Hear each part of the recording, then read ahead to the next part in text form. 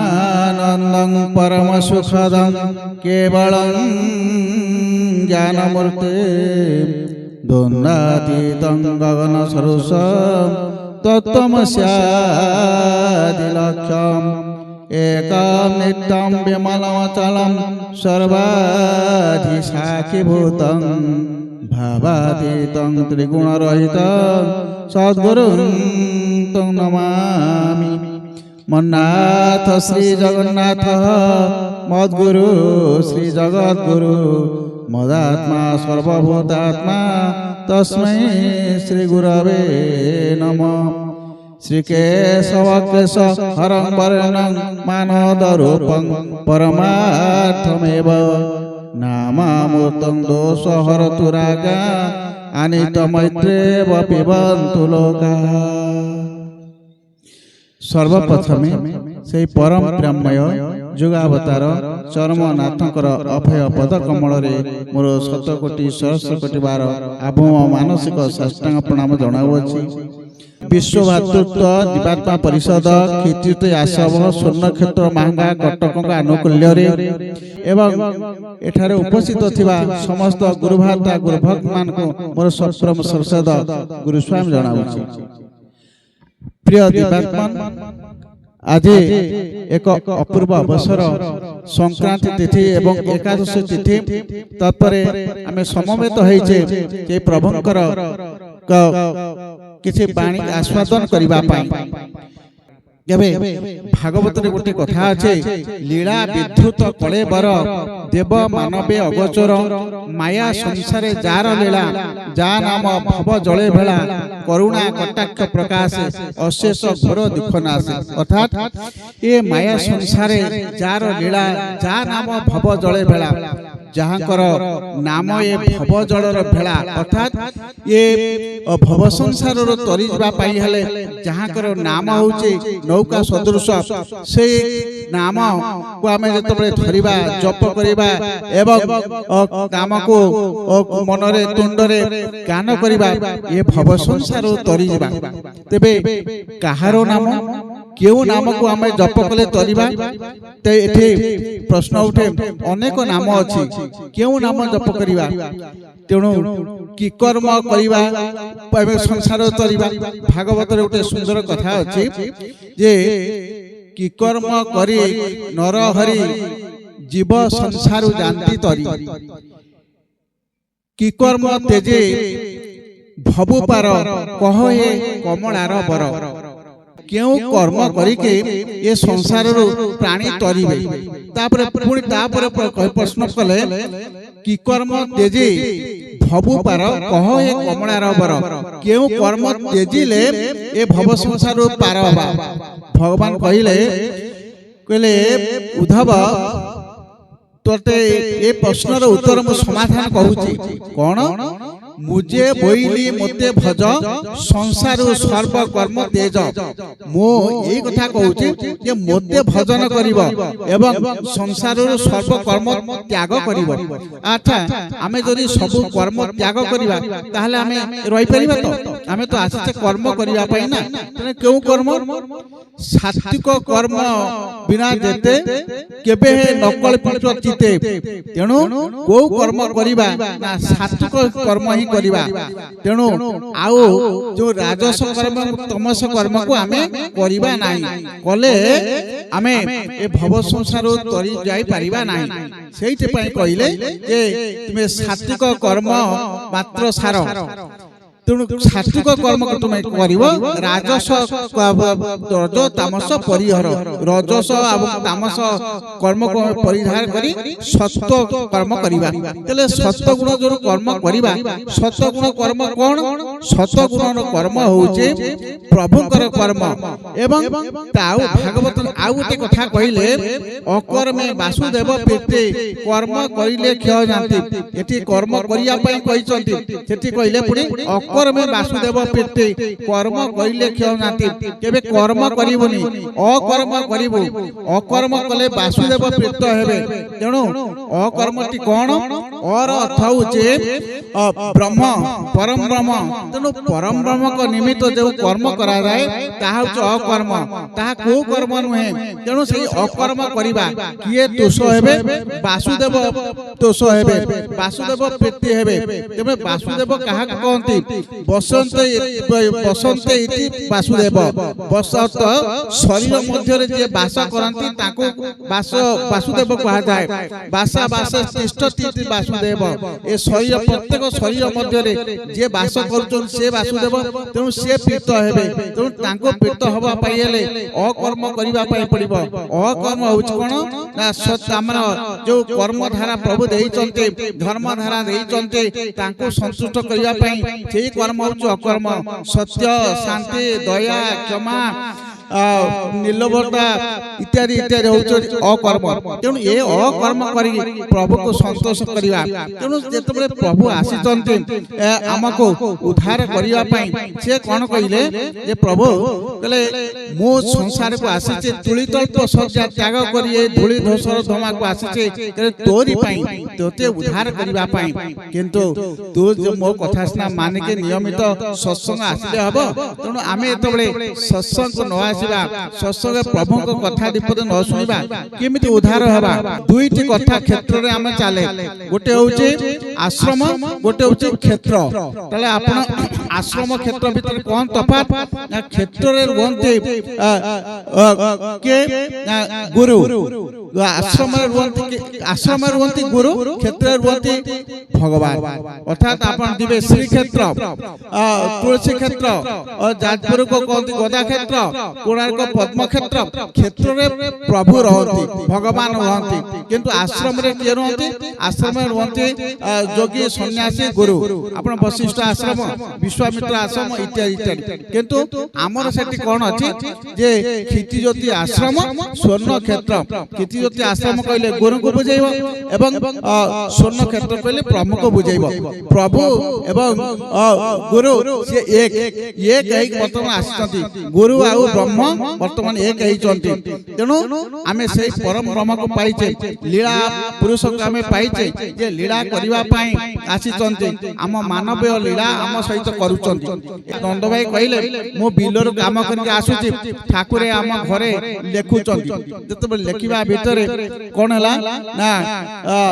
ଆସିକି ମୁଁ ଅନେଇଲି କଣ ଲେଖୁଛନ୍ତି ବୋଲି ଠାକୁରେ କହିଲେ କଣ ଦେଖୁଛ ମୁଁ କହିଲି କଣ ଲେଖୁଛ ଦେଖୁଛନ୍ତି ସେ କହିଲେ ମୁଁ ତ ସଂସ୍କୃତ ଭାଷା ଲେଖୁଛି ତମେ କଣ ବୁଝିପାରୁଛ ନା ବୁଝିପାରୁନି ଯେ ମୁଁ ଖାଲି ଦେଖୁଛି କଣ ଲେଖା ହେଇଛି ନା ତୁମେ କଣ କହିବ କି ଠାକୁର ପଚାରିଲେ କହିଲେ ମୁଁ କଣ ଜାଣିଛି କହିବି କହିଲେ ଆସ ତାଙ୍କ ମୁଣ୍ଡକୁ ଧରିଲେ ଯେମିତି ନନ୍ଦ ଭାଇ କହିଲେ ମୁଁ କଣ କହିଲି ମୁଁ ଜାଣିନି କିନ୍ତୁ ମୁଁ କହି ଚାଲିଛି କହି ସାରିଲା ପରେ ଠାକୁର ପୁଣି ମୋ ମୁଣ୍ଡକୁ ଧରିଦେଲେ ତାପରେ ବନ୍ଦ ହେଇଗଲା ତାପରେ କହିଲେ କଣ କହିଲ କହିଲେ ମୁଁ କଣ ଜାଣିଛି ମୁଁ ତ କଣ କହିଲି ମୁଁ ଜାଣି ନାହିଁ ତାପରେ ଠାକୁର କହିଲେ ତମେ ଏଇ କଥା ସବୁ କହିଛ ଯାହା କହିଛ ମୁଁ ଲେଖିବି ତାହେଲେ କୁହନ୍ତୁ ସିଏ ତାଙ୍କ ପାଟିରୁ ବେଦ ବାହାରିଥିଲା ଯିଏ ମୂଳରୁ ପାଠ ପଢି ନାହାନ୍ତି ସଂସ୍କୃତ ଜାଣି ନାହାନ୍ତି ଟିକେ ସ୍ପର୍ଶରେ ବେଦ ବାହାରୁଛି ତେଣୁ ଏଠୁ ଜାଣିବା ସେ ପରମ ବ୍ରହ୍ମ କଣ କରି ନ ପାରନ୍ତି ଏଇ ଏସବ କଥା ତୀର୍ଥପଦ ହରଇ ବିଷୟା ବିଷାଦ ଯାର ଚରିତ୍ର ମୁନି ଗଣେ ସ୍ତୁତି କରନ୍ତି ଅନୁକ୍ଷଣେ କେବଳ ଆତ୍ମଜ୍ଞାନ ଲାଭେ ତେଣୁ ସ୍ତୁତି କରନ୍ତି ଆତ୍ମଲାଭେ ସେଇ ମୁନି ଋଷି ମାନେ ଯାହାକୁ ପାଇବା ପାଇଁ ତପସ୍ୟା କରି କରି ଆଜି ତାଙ୍କର କେଶ ପାଚିଗଲାଣି ଅର୍ଥାତ୍ ଜଟା ତଳକୁ ଲମ୍ବି ଗଲାଣି ପାଇପାରି ନାହାନ୍ତି କିନ୍ତୁ ସେଇ ପ୍ରଭୁ ପରମ ବ୍ରହ୍ମ ଅବ୍ୟକ୍ତ ପୁରୁଷ ଯେ ଧରାପୃଷ୍ଠକୁ ଆସିଛନ୍ତି ଆମ ସହିତ ଲୀଳା କରୁଛନ୍ତି ଆମେ କେଡ଼େ ସୌଭାଗ୍ୟ ଆମେ କେତେ ଆନନ୍ଦ ଆମ ଭିତରେ କାରଣ ଆମେ ସ୍ୱୟଂ ପରମ ବ୍ରହ୍ମକୁ ପାଇଥିଲେ କଣ ଆମ ସ୍ଥୂଳ ଆସିଥିଲେ ଏବଂ ସ୍ଥୂଳରେ ଆମେ ତାଙ୍କୁ ଦର୍ଶନ କରିଛେ ତାଙ୍କ ସହିତ କଥା ହେଇଛେ ତେଣୁ ସେଇ ପ୍ରଭୁଙ୍କର ଲୀଳା ଅମୃତମୟ ଯାହାକୁ ଆପଣମାନେ ଆସ୍ୱାଦନ କରିକି ଆନନ୍ଦ ଲାଭ କରିବେ କାରଣ ସେଇ ପ୍ରଭୁ ସଦାସର୍ବଦା गुप्त गुप्तरे लीला करती एवं एभली गुप्त जे आपण जानिले आश्चर्य हेबे कारण थरे मो विपिन भाई कहले साई विपिन भाई कहले राति 3टा हबो मो निद भांगी जाई भांगिला पर व्यस्त लागिला मो जाई जेतोले पहुंचले हमर ठाकुर को स्मृति पीठ रे पहुंचले जेतोले शरत भाई हमर दिव्यंगत हे गेलनी से पूजा करथांती ये जेतोले जाई 3टा राति रे कहले मो चारि पट से समाधि ठाकुर कर से पीठ चारि पट तोले बुलिया पे हमर इच्छा हला बुलिया पे जाउची जने व्यक्ति पागल भली देखा जाउचंदी से कोन करचंदी नाय बसिचंदी कोठी ना से जो पहाच होई छै पहाच ऊपर जाई बसिचंदी मोर विपिनाई कहले मोर राग हला कहला रे ये ठाकुर को पहाच ऊपर को चढ़ी गलानी समाधि में जाउ कहूचे स्मृति पीठ ऊपर गलानी बहुत गाड़ी एमती गाड़ी देले कहले खसा भाषा कहली अरे उठो ओला ओला से कहले आउटे ऊपर पहाचो गले तापर आउ जतोले कहि सीधा गले गाए ये पद्म फूल हेई चंती से पद्म फूल पाखरे बसिले एवं बसे मु जतोले अध्यक्ष उद्धयले मु गोटे कोन धरी आपा एमती जाउची देखा शून्य हे गले से मिसी गले से जोटी पद्म फूल अछि सेई कहले मैं आश्चर्य हेली शरत भाई को मध्य कहले कहले अरे एमिति घटना हैला ताहले हमें कोन जानिले जे परम ब्रह्म आज लीला करिया को आसे के सूक्ष्म रे मध्य अछंती स्थूल रे मध्य अछंती से जहा को अनुभव कले से शरीर कहउतले कहले हमें कोन कहबा हमें भाबुचे प्रभु अदृश्य प्रभु केबे अदृश्य नहंती प्रभु सदा सर्वदा सेठी अछंती अछंती तण से ए 2 दिन तळे मध्य आसी से कथा कहउतले कहले केते कथा आमे प्रभु को सहित मिसिचो प्रभु कर लीला को आस्वादन करिसु थरे हमर विपिन भाई कहले आमे थर जाइथिलो कीर्तन करिवा पई ठाकुर टिके नाम प्रिय तनो नाम को फल पाते नाम करिया पई जाइचंते हमर दर्पण दर्पणी उठे शाखा मध्य अछि सेठी कीर्तन चले ठाकुर तो जाइचंती नाम करिया पई दर्पणी रु नाम करि साला परे से फेरिला बेले कोन है ना प्रथमे गले चंडीखोल मंदिर को समस्त कहउचंती जे आज रही जिबा रहीबा परे सखाउ जिबा ठाकुर कहले नाही रहीबा आज पळेबा ए कथा भाबी कि जेतबे आसुचंती सेतबेले चंडी मंदिर को गले चंडीखोलर सेठी बाबा थिले भैरवानंद थिले ये जेतबे पहुंच जाइचंती बाबा भैरवानंद आसिले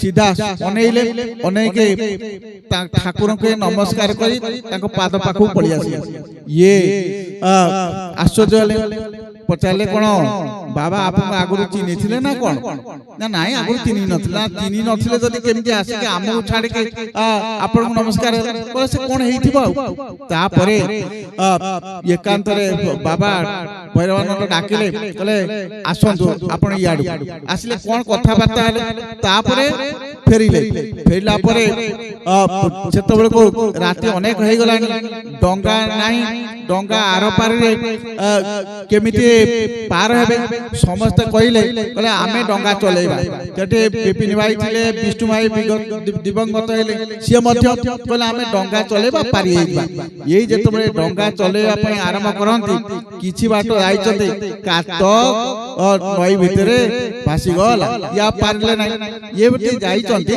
आपे आपे डंगा जाय के उठे ढिपरे लागि गला दीपरे जब लागे गला से समस्त ओले पहिले तापर कहले प्रभु केला केमित जिबा कहले राति पाइले जिबा ए कथा भाबी चंते ता भीतर देखिले जणे व्यक्ति के नदी भीतर पसी पसी के आसुची नदी भीतर तो पसी पसी के आसुची देखिले के तापर एते पानी से केमित पसिले आसिला परे तो कहा किछ कहिले नि गोटे काट धरि चंती ताकर डंगा उठेलिले पानी की गला ଗାତ ମାରିଲେ ଏବଂ ସେପଟକୁ ଗଲେ। ଯେତେବେଳେ ସେପଟକୁ ଗଲେ ତାପରେ ପିଲା ସମସ୍ତେ ଓହ୍ଲେଇ ପଇଲେ।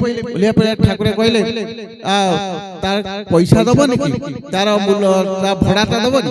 ସମସ୍ତେ କହିଲେ ହଁ ଭଡା ଦେବା। ସେଠି ଯୋଉ ଚାଳିଟି ଉଠିଲା ନାଉରିଆ ରହେ, ସେଇ ଚାଳି ଭିତରକୁ ସେ ଗଲେ। ଯେତେବେଳେ ଗଲେ ଇଏ ସେଠୁ କହିଲେ ହଁ ପଇସା ଦେଇଦେବା। ପଇସା ଆଦାୟ କରି ଯେତେବେଳେ ଯାଆନ୍ତି ସେ ଘର ଭିତରେ ଆଉ କେହି ନାହାନ୍ତି, ଶୂନ୍ୟ ସେ ଘରେ। ଯିଏ ପାରି କରିଥିଲେ ସେ ଆଉ ଶୂନ୍ୟ। ଏ କଥା ଯେତେବେଳେ ଶୁଣିଲେ ସମସ୍ତେ କହିଲେ ପ୍ରଭୁ ତାହେଲେ ସେ କିଏ? ଯିଏ ପାରି କରିଲା ସେ ତ ନାହିଁ। କହିଲେ ସେ କିଏ ହେଇଥିବ, ତୁମେ ତ ପାରି ହେଇଗଲା, କାହିଁ ଏତେ କଥା ପଚାରୁଛ? ତେଣୁ ବିପିରାଇ କହିଲେ ମୁଁ ଜିଦି ଧଇଲି, ସେ କିଏ କୁହ, ସେ କିଏ କୁହ। ଏ କଥା ଯେତେବେଳେ ମୁଁ କହିଛି ସେତେବେଳେ କହିଲେ ମୁଁ ଆଜି କହିବି, କାଲି କହିବି। 3 ବର୍ଷ ଚାଲିଗଲା। 3 ବର୍ଷ ପରେ କହିଲେ ଛାଁ ଛାଁ ତୁମେ ଯାହାକୁ ଭାବୁଥିଲ ସେ ଆମ ଦ୍ୱାରା ସୃଷ୍ଟ, ଆମେ ତୁମର ବିକଳ ଦେଖିକି ଆମେ ତାଙ୍କୁ ଆଦେଶ ଦେଇଥିଲୁ ପାରି କରିଦେବା ପାଇଁ। ମୁଁ ନିଜେ ନୁହେଁ, କିନ୍ତୁ ମୋ ଆଦେଶରେ ଜଣକୁ ସୃଷ୍ଟି କଲୁ, ସେ ଆସିକି ପାରି କରିଦେଲେ। ତେଣୁ ତାଙ୍କର ଏଇ ସୃଷ୍ଟିରେ କିଛି ଆଶ୍ଚର୍ଯ୍ୟ ନୁହେଁ, ନିଜେ ସୃଷ୍ଟି କରିଦେଲେ ଏବଂ ପାରି କରିଦେଲେ। ତେଣୁ ସେଇଥିପାଇଁ କୁହାଯାଇଛି ଯେ କୈବର୍ତ୍ତକ କେଶବ ଭୀଷ୍ମ ଦୋର୍ଣ୍ଣତା ଜୟରଥ ଜଳା ଗାନ୍ଧାର ନିରୋଟପଳା ଶଲ୍ୟ ଗାହାବତୀ କୃପେଣ ବହନି କନ୍ୟନ ବେଳାକୁଳା ଅଶ୍ୱତ୍ଥମା ବିକନ ଘୋର ମକରୁ ଦୁର୍ଯୋଧନାବର୍ତ୍ତିନୀ ସ୍ୱର୍ତିନାହା ଖଳୁ ପାଣ୍ଡବୀ ରଣ ନଦୀ କୈବର୍ତ୍ତକ କେଶବ। ଅର୍ଥାৎ ঠিক কেশব চন্দ্র হচ্ছেন কৈবর্তক। কৈবর্তক মানে হচ্ছেন যে ইয়ে ভব সংসার পারি কলা বালা। তেমন সেই নামকু জপ কলে আপন এ ভব সংসার পারি হয়ে যাবে। সেই ভব সংসার পারি হওয়া পাই সে কেশব নাম ধরি আসিছন্তি। কেশব নামর অর্থ কোন কি? ক ঈশ এবং ব। ক অর্থ হচ্ছেন ব্রহ্মা, ঈশ অর্থ হচ্ছেন বিষ্ণু ঈশ্বর, ব অর্থ হচ্ছেন বিষ্ণু। ব্রহ্মা বিষ্ণু মহেশ্বর 3 জଣଙ୍କର ସମାହାରରେ ରହୁଛନ୍ତି କେଶବ। ତେଣୁ ସେ ହେଉଛନ୍ତି କ୍ଲେଶ ନାଶକ। ଆମ ସମସ୍ତଙ୍କର ଯୋଉ କ୍ଲେଶକୁ ସେ ନାଶ କରନ୍ତି। ତେଣୁ ଏ କଳି ଯୁଗରେ ସେ ଅବତାର ହେଇକି ଆସିବେ, କେଉଁ ନାମରେ ଆସିବେ, କେଉଁ କର୍ମ କରିବେ ତାହା ଆପଣମାନଙ୍କୁ ଅନେକ ପ୍ରସଙ୍ଗରେ ମଧ୍ୟ କହିଛି। ଆଜି ମଧ୍ୟ ସେଇ କଥା ଆଲୋଚନା କରୁଛି। ଯେତେବେଳେ ମହାଭାରତ ଯୁଦ୍ଧ ଶେଷ ପର୍ଯ୍ୟାୟରେ ହୋଇଛି, ଭୀଷ୍ମ ପିତାମହ ଶଯ୍ୟାଶାୟୀ ଅଛନ୍ତି, ସରଶଯ୍ୟାରେ ଶୟନ କରିଛନ୍ତି।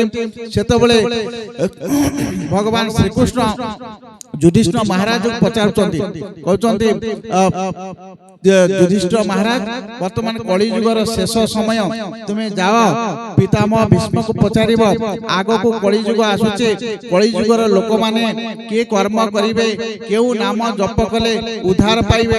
ଏ କଥା ଯେତେବେଳେ ଶୁଣିଛନ୍ତି ଯୁଧିଷ୍ଠିର ମହାରାଜ ସେ କହିଲେ ପ୍ରଭୁ ଆପଣ ଏ କି କଥା କହୁଛନ୍ତି, କେଉଁ ନାମ ଧରିବେ, ଆପଣଙ୍କ ନାମ ତ ଧରି ଉଦ୍ଧାର ହେବେ, ଆଉ କେଉଁ ନାମ? କହିଲେ ନା ନା ତୁମେ ଭୀଷ୍ମ ପିତାମହଙ୍କୁ ପଚାର। ଯାଇଛନ୍ତି ଭୀଷ୍ମ ପିତାମହଙ୍କ ପାଖକୁ। ପିତାମହଙ୍କ ପାଖକୁ ଯେତେବେଳେ ଗଲେ ପିତାମହ କହିଲେ ଯୁଧିଷ୍ଠିର କେଉଁ କର୍ମ ପାଇଁ ଆସିଲ, କଣ ପାଇଁ ଆସିଲ? ମୁଁ ବର୍ତ୍ତମାନ ଅପେକ୍ଷା କରିଛି ସେଇ ଦିନକୁ, କେଉଁ ଦିନ ଆସିବ ମୁଁ ଏ ଭବ ସଂସାର ତରିବି, ଉତ୍ତରାୟଣକୁ ଅପେକ୍ଷା କରିଛି, କଣ କୁହ। ଏ କଥା କହିଲା ପରେ ଯୁଧିଷ୍ଠିର ମହାରାଜ କହିଲେ ପିତାମହ ମତେ କୁହନ୍ତୁ ବର୍ତ୍ତମାନ ତ ଦ୍ୱାପର ସରିଯିବ, କଳି ଯୁଗ ଆସିବ, ଏ କଳି ଯୁଗର ଲୋକମାନେ କିଏ ନାମ ଜପ କରିବେ, କିଏ କର୍ମ କରିବେ, ଭବ ସଂସାର ତରିବେ। ଏ କଥା ପଚାରିଲା ପରେ ଯୁଧିଷ୍ଠିର ମହାରାଜଙ୍କର ଉତ୍ତର ଦଉଛନ୍ତି ପିତାମହ ଭୀଷ୍ମ। ପିତାମହ ଭୀଷ୍ମ କହିଲେ ଯେ ଏ କଳି ଯୁଗର ଲୋକମାନେ ଏଇ ନାମ ଜପ କଲେ କରିବେ। କୋଉ ନାମ ନା ବିଷ୍ଣୁ ସହସ୍ର ନାମ କହିଛନ୍ତି। ବିଶ୍ୱ ବିଷ୍ଣୁ ବସତ୍କର ଭୂତ ଭବ୍ୟ ଭବତ୍ ପ୍ରଭୁ ଭୂତ କୁତ ଭୂତ ଭାବା ଭୂତାତ୍ମା ପୁତ ଭାବନ ଭୂତାତ୍ମା ପରମାନନ୍ଦ ମୁକ୍ତାନାଂ ପରମ ଗତି ଅବୟ ପୁରୁଷ ସାକ୍ଷୀ କ୍ଷେତ୍ର ଖେର ଏବଚ ଯୋଗା ଯୋଗ ନିଦାଂ ନେତା ପ୍ରଧାନ ପୁରୁଷେଶ୍ୱର ନାରସିଂହ ବପୁ ଶ୍ରୀମାନ କେଶବ ପୁରୁଷୋତ୍ତମ। ଅର୍ଥାତ୍ ଏଇଭଳି ହଜାରେ ନାଁ ଯୋଉ କହିଗଲେ, ଏ ହଜାରେ ନାଁକୁ ଜପ କଲେ ଉଦ୍ଧାର ହେବେ। ଏ କଥା ଶୁଣିଲା ପରେ ପିତାମହଙ୍କ ଠାରୁ ଫେରି ଆସିଛନ୍ତି ଯୁଧିଷ୍ଠିର ମହାରାଜ। ଅପେକ୍ଷା ରକ୍ଷା କରିଥିଲେ ଭଗବାନ ଶ୍ରୀକୃଷ୍ଣ ତାଙ୍କୁ କହିଲେ ଯେ ପ୍ରଭୁ ପିତାମହ ଭୀଷ୍ମ କହିଲେ ଏ କଳି ଯୁଗରେ 1000 ନାମ ଜପ କଲେ ମୁକ୍ତି ପାଇବେ। ଏ କଥା ଶୁଣିଲା ପରେ ପିତାମହଙ୍କ କଥାକୁ ଭଗବାନ କହିଲେ ଆରେ ଯୁଧିଷ୍ଠିର ମହାରାଜ ତୁମେ ପଚାରିଲ ଯେ କେଉଁ ଯୁଗର କଥା ପଚାରିଲ କି ଏ ଦ୍ୱାପର ଯୁଗର କଥା ନା କଳି ଯୁଗର କଥା? କହିଲେ କଳି ଯୁଗର କଥା ପଚାରିଥିଲେ ନା କଳି ଯୁଗର କଥା ପଚାରିଲ ଯେ ଉତ୍ତର କଣ ଏଇଆ ଆସିଲା ନା ହଁ ନା କଳି ଯୁଗର ଲକ୍ଷ୍ୟ କଣ ଜାଣିଛ? ଧର୍ମ ସଂକୁଚିତଂ ତପ ବିରହିତଂ ସତ୍ୟତଂ ଦୁରଗତଂ ଲୋକେ ଧର୍ମାହତଂ ଦ୍ୱିଜାସ୍ତ ଲୋଭିତା ନାରୀ ବସା ମାନବା ଏବଂ ପ୍ରାୟଣ ଅଳ୍ପାୟୁଷ ସଭା କଳାବସ୍ମିନ୍ ଯୁଗେ ଜନା ମନ୍ଦ ସୁମନ୍ଦ ମତୟ ମନ୍ଦ ଭାଗ୍ୟ ଉପଦ୍ୟତେ ଯାହାକୁ ଶ୍ରୀମଦ୍ ଭାଗବତରେ ଲେଖା ଅଛି ଏ ଘୋର କଳି ଯୁଗ ଗତି ଲୋକେ ହୋଇବେ ଦୁଷ୍ଟ ମତେ ହିଂସା ବହିବେ ଏକେ ଉକେ ସର୍ବେ ମଜିବେ ଦୁଃଖେ ସୁଖେ ଅଗମ୍ୟ କରିବେ ଗମନ ନିନ୍ଦିବେ ନିଗମ ବଚନ ଏଣୁ ହୋଇବେ ଅଳ୍ପାୟୁଷ ପାପେ ସକଳେ ଯିବେ ନାଶ। ଏ ତ କଳି ଯୁଗର କଥା। ଲୋକମାନେ ମନ୍ଦମତି ହେବେ ଚଞ୍ଚଳମତି ହେବେ ହିଂସା ବହିବେ ପରସ୍ପର ଈର୍ଷାନ୍ୱିତ ହେବେ ଆୟୁଷ କମିଯିବ ସ୍ମରଣ ଶକ୍ତି କମିଯିବ। ଏ ଲୋକମାନେ 1000 ନାଁକୁ ମନ ରଖିବେ ନା ଏ ଉଦ୍ଧାର ପାଇବେ? ତୁମେ ଯାଅ କଳି ଯୁଗରେ କେଉଁ ଗୋଟିଏ ନାମ ଜପ କଲେ ଉଦ୍ଧାର ହେବେ ସେଇ କଥା ପଚାରି ଆସ।